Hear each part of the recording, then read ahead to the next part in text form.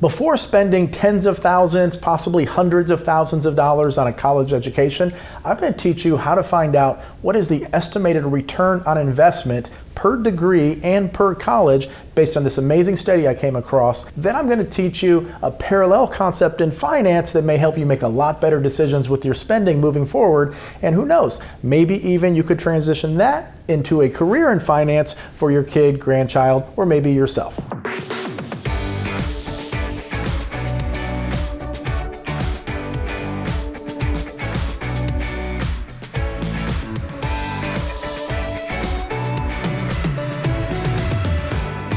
Hi, I'm Troy Sharpe, CEO of Oak Harvest Financial Group, a certified financial planner professional, host of the Retirement Income Show, and also a certified tax specialist. First and foremost, we want to give a big kudos to Preston Cooper from the Foundation for Research on Equal Opportunity that I can imagine spent months accumulating all of this data, doing the research, and putting it together in this study for you and for everyone else. Hopefully tens of thousands of people will be positively impacted by this. I'm just doing my small part to help you become aware of it. And I'm also going to teach you in this video a parallel concept in finance that you can use in your day-to-day life to help you make better decisions with money. And who knows, if you're watching this and plan on sharing it with a child or grandchild or someone you know about to make a decision about which college to go to, which major that they should focus on, this could possibly change their career trajectory if it really hits home, and maybe they'll pursue a career in finance. So we're going to have a link to this website in the description down below. So if you want to take your time to peruse through it, I highly recommend it.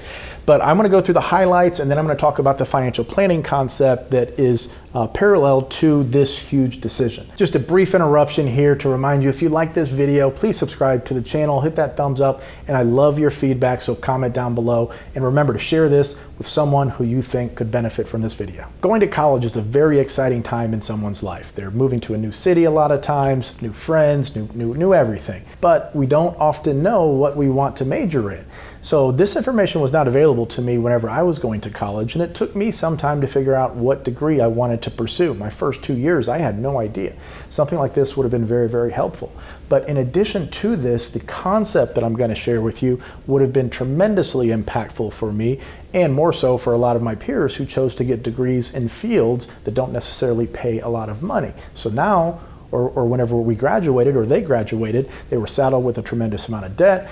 Truthfully, no way to really pay that back, and in a very bad situation. College actually ended up being negative for their long-term financial picture. So this article is going to help you find your college that you're thinking about going to, your children or grandchild, and the degree, and it calculates a net estimated return on investment for the dollars that you plan on spending to help you or your child have a better understanding of which degree should I, or which direction should I go in.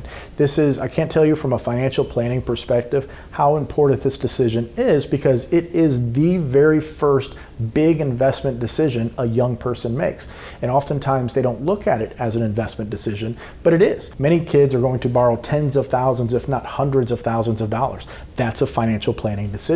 The interest rate, the payments. You have to understand the other end of that economic equation. How much can I expect to earn once I get out of college? And then how am I going to pay that debt down? So this decision is far and away the biggest investment that any child up to this point in their life will have to make. Okay, so this study analyzed 30,000 bachelor degrees across the United States of America.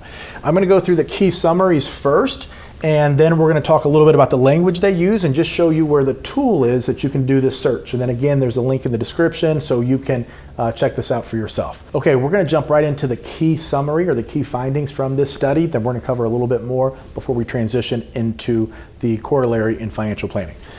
So this report estimates the return on investment, which is defined by the increase in lifetime earnings minus the cost of college for 30,000 bachelor degrees in this country, United States of America. For students who graduate on time, the median bachelor degree has a net ROI of $306,000.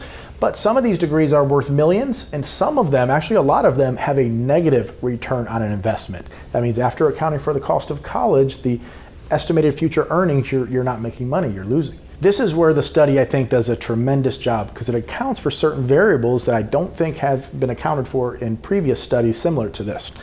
So what they start to do is they account for the risk of dropping out. So the ROI for the median bachelor's degree drops from $306 to $129,000 once you account for the possibility that once someone starts college that they actually may not finish. Over a quarter of programs have a negative ROI when you take into account that risk factor. So again, college is not for everyone. It's just not.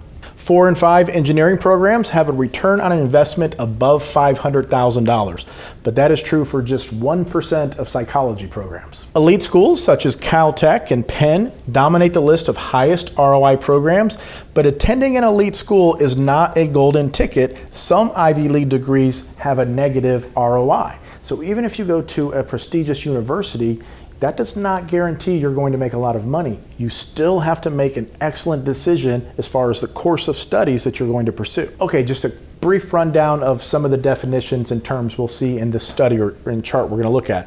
So earnings at age 25 and 45, very self-explanatory. It's the median earnings of a program graduate for that specific degree at that specific institution.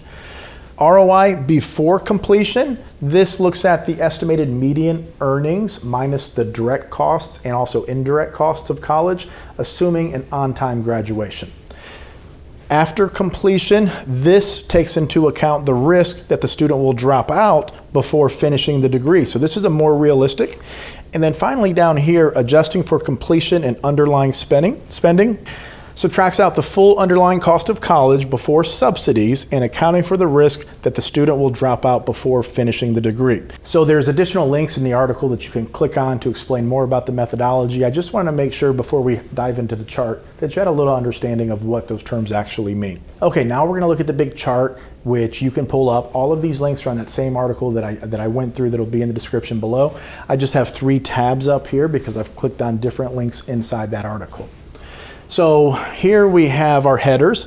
All of these headers you can click on and filter based on the lowest and highest outputs for that specific category. Same thing with major or institution, you can do a search up here. So if you have a child or grandchild or you're about to go to college yourself, this is a great tool to click on, look up and start to explore, spend some time here, read through the methodology, read through the paper and really start to learn what the investment that you're possibly making as far as the costs of tuition, any loans that you're taking, what the possible return on investment could be based on all the information and hard work that was put into this study. Okay, so now looking at personal decisions when it comes to financial choices that we have every single day in life.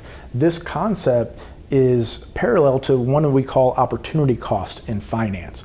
So instead of doing one certain thing, pursuing this degree or pursuing that college or spending this amount of money for tuition, what is the opportunity if we did something else, if we made a different decision? How do we quantify that cost? Now, this tool can help you compare, so that's maybe more easily identifiable than it was prior to something like this. And again, it's just a study. These are medians. Things can possibly change. But the concept when it comes to making decisions in our life, let's say you have 2 choices. You have one car you can buy for $60,000 or a lesser car you can buy for $30,000. Which one would you choose? Well, some of you may say the $30,000, some of you may say the $60,000. But now what if I said you can choose between one car for $60,000 or one car for $30,000 with 3 years of free gas? Now, have any of you changed your decision based on that additional information? So that $30,000 spread between the more expensive and less expensive car, that's the opportunity cost. What could we do with that extra money if we had it in our pocket? I just gave you one example of getting free gas for 3 years. But what if we invested that difference, that $30,000? That's the concept I really want you to understand when it comes to opportunity costs, because there's a compounding impact. And over time, what we save today is a fraction of what it could potentially be worth in the future. Okay, so here we have an example with some dollars. So $5,000. Now you can replace this concept or replace this number with 10,000 or 100,000 or 2,000 or any number you want. But if instead of buying that more expensive piece of equipment or car or whatever that decision is, instead of buying that, if we took the money we saved by going with the lesser option or not spending that money at all, in 10 years at 7%, your money doubles every 10 years. There's a rule of 72 you can look up on the internet to do a calculation for different lengths of time or different interest rates that you could earn on that saved money. But this is pretty simple. So over a 10-year period, the $5,000 savings turns to 10 grand. Over a 20-year period, the 10 turns into 20, and over a 30-year period, the 20 turns to 40. It doubles every 10 years. So if you save $5,000 today and invest it, and you can earn 7% over a 30-year period, you're actually, I could argue, saving $40,000 on not spending that 5 grand. So when you start to talk about, should I buy this, should I buy that, should I spend this, should I spend that, this is a core concept when it comes to financial planning, especially for younger people, to make better decisions with their money today. Okay, now I really want to blow your mind. This concept works the exact opposite when it comes to interest on credit cards. So if you have a 17% interest rate on your credit card, or a 22%, or a 12%, it's the exact opposite. It's taking you that much longer to pay it off, and this same effect is now hurting you as opposed to helping you. I hope you enjoyed what I went through today. I hope it helps you, your child, your grandchildren. Please share this video with them, share the concepts with them. I'd sit down, I'd talk to them, understand what I'm saying here, help them understand the decisions that they're making today, and the concepts themselves can change their decision making over the course of time. And once you start to understand these concepts and you understand the power of money and time and financial planning, maybe you or your child or grandchild, once this hits home for them, maybe it'll change their life's trajectory and maybe they will actually consider a major in finance. Also, comment down below, subscribe to the channel so we can keep you more connected to your money, and hit that thumbs up button if you liked it.